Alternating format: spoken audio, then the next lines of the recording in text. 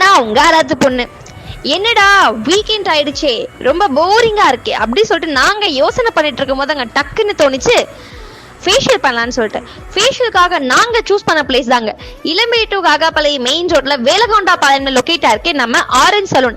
பார்லரை பார்க்கும் போதே அவ்வளோ அட்மாஸ்பியர் அவ்வளோ சூப்பரா இருந்ததுங்க. நான் உள்ள என்ட்ரி ஆன உடனே அதுவும் எனக்கு பிடிச்ச ஆரஞ்சு அண்ட் ஒயிட் கலர் காம்போல கொடுத்துருந்தாங்க. எனக்கு ரொம்ப பிடிச்சிருந்தது.